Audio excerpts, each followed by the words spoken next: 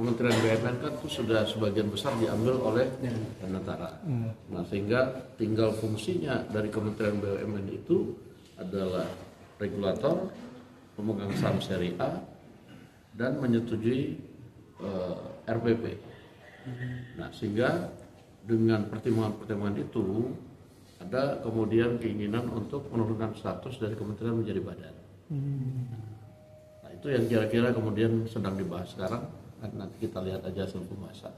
Sekarang dibahas, tapi kan itu ada usulan juga dibentuk badan atau dilebur Danantara. Jadi begini, yang pertama itu revisi Undang-Undang BUMN itu adalah karena mau mengakomodir atau memasukkan beberapa putusan MK terkait dengan BUMN. Nah, yang terakhir itu adalah putusan MK tentang wakil menteri yang hanya boleh menjabat sebagai komisaris paling lama 2 tahun lagi, ya kan itu dimasukkan. Nah, lalu yang kedua, berdasarkan masukan dari masyarakat pada saat undang-undang BUMN direvisi, itu banyak masukan mengenai beberapa hal di situ yang kemudian akhirnya dipikirkan oleh teman-teman untuk kemudian direvisi dan dimasukkan kembali ke dalam revisi yang pada saat ini. Misal contoh, itu banyak polemik mengenai misalnya pejabat BUMN bukan penyelenggara negara misalnya. Itu sedang dibahas, kemungkinan itu akan dikembalikan lagi seperti semula. Nah, kemudian di situ fungsi dari BUMN kan itu sudah, Kementerian BUMN kan itu sudah sebagian besar diambil oleh Danantara. Nah, sehingga tinggal fungsinya dari Kementerian BUMN itu adalah regulator, pemegang saham seri A, dan menyetujui RPP. Nah, sehingga dengan pertimbangan-pertimbangan itu ada kemudian keinginan untuk menurunkan status dari kementerian menjadi badan. Nah, itu yang kira-kira kemudian sedang dibahas sekarang. Nanti kita lihat aja hasil pembahasan. Berarti yang gue jawab lebih dari satu. Berarti badannya ini sendiri berarti Bang ya, untuk BUMN aja, bukan bergabung dengan Danantara. Nah, dia sendiri tetap. Sendiri. Ya. Berarti nanti namanya badan penyelenggara badan usaha milik negara. Badan penyelenggara BUMN. Berarti BP ya depannya ya Pak? BP BUMN ya. Lebih dari satu udah. Nambah bonus. Targetnya bakalan diselesaikan minggu ini infonya. Ya kan, itu kan karena memang sudah banyak masukan dari publik selama beberapa hampir setahun ini kan. Kita anggap partisipasi publiknya sudah banyak, ditambah dengan ya nanti tetap minta masukan dari publik, tambahan-tambahan, kemungkinan akan coba diselesaikan sebelum penutupan. Bang, berarti tidak ada lagi rangkap jabatan gitu ya? Di putusan MK kan juga ada kemarin Bang soal tidak boleh. Ya kan, kalau di MK kan boleh paling lama 2 tahun ini, jangka waktu 2 tahun. Nah, ini ya kita nggak tahu kebijakan dari BUMN dan Danantara, tapi kelihatannya mereka akan mulai melakukan evaluasi karena tadinya itu kan, ini kan pertama soal Tantiem kan. Tantiem itu dihilangkan oleh Pak Prabowo. Nah, sehingga kemudian dengan dasar pikir itu perlu menaruh orang sebagai perpanjangan tangan pemerintah, makanya ditaruh wakil-wakil menteri di BUMN yang strategis gitu loh. Nah, sehingga dengan program yang sedang dikerjakan, mungkin mereka sedang hitung paling cepat bulan apa itu udah mulai nanti diselesaikanlah putusan MK itu dilaksanakan. Demikian. Pada hari ini adalah yang pertama, bahwa DPR akan mendorong pemerintah untuk mempercepat atau percepatan kebijakan satu peta dan merapikan desain tata ruang di wilayah Kesatuan Negara Republik Indonesia. Kemudian yang kedua, DPR mendorong pemerintah untuk membentuk badan penyelesaian pelaksana reforma agraria.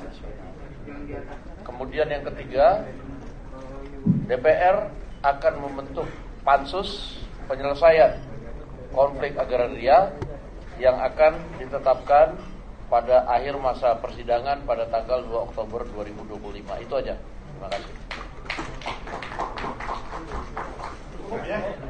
Kawasan hutan semua diklaim kawasan hutan. Ya begitu, kira-kira begitu. Contoh yang paling dekat ini dengan Jakarta, yaitu Desa Sukawangi. Gak jauh dari kita ini, dekat Jonggol sana. 100% desanya itu kawasan hutan, Pak Dasko. Dan mereka nggak bisa nggarap apa-apa, kalau nggarap ditangkap. Sudah 4 orang yang ditangkap. Kemudian ada hampir 16.000 desa yang ada di berhimpit dengan hutan, Bu Dewi. Artinya ini rumah mereka, belakang rumahnya ini Pak Dasko sudah hutan.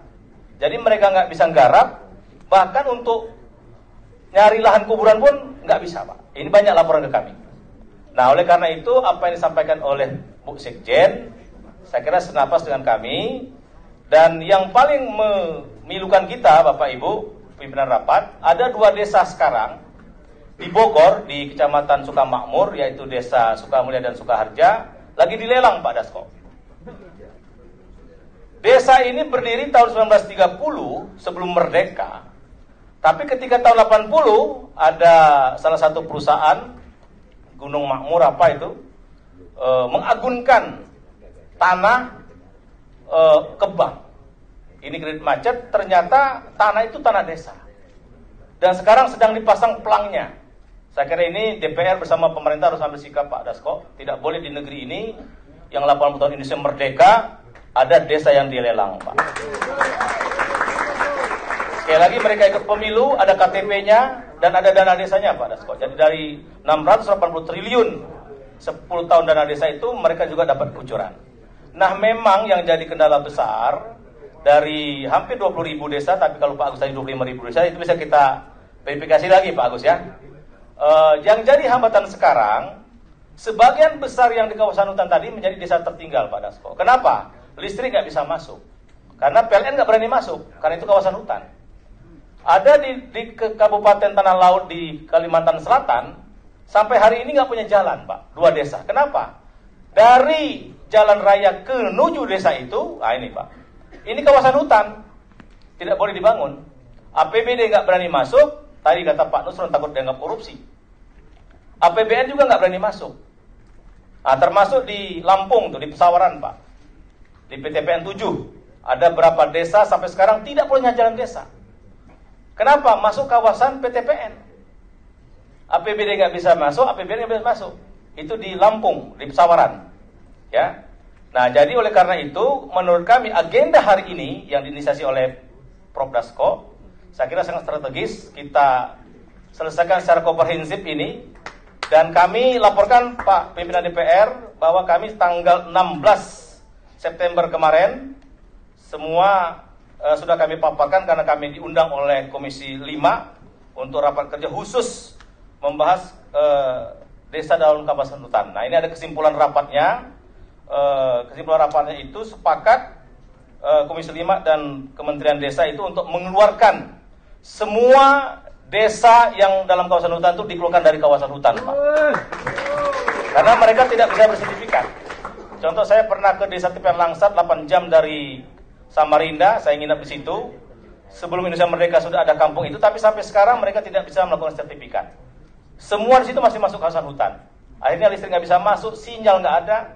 Kemudian ya sangat prihatin, Pak. Ya, oleh karena itu, menurut kami ini mungkin tadi kata Pak Raja Juli Antoni, kalau diselesaikan secara masing-masing kementerian mungkin sulit, ya kan? Karena akan ada tabrakan-tabrakan. Mungkin kami usulkan di forum yang terhormat ini dengan kepiawaian Prof. Dasko, saya kira perlu kita mengambil langkah taktis strategis sehingga terutama desa, Pak. Jadi hampir 25 juta orang yang tersasar akibat masuk dalam kawasan hutan ini. Dan rata-rata mereka miskin karena tidak punya infrastruktur dasar, pendidikan dasar, dan yang lain-lain. Nah, oleh karena itu kami berharap konflik yang ditampilkan oleh Ibu Dewi Kartika tadi itu segera kita akhiri, karena itu ada rakyat di desa semua dan mereka sebenarnya tidak banyak yang dituntut, Pak. Coba kadang-kadang cari makan tapi menggarap belakang rumahnya karena kawasan hutan ditangkap, banyak di penjara, Pak. Hampir 1.000 orang sekarang yang dipidana.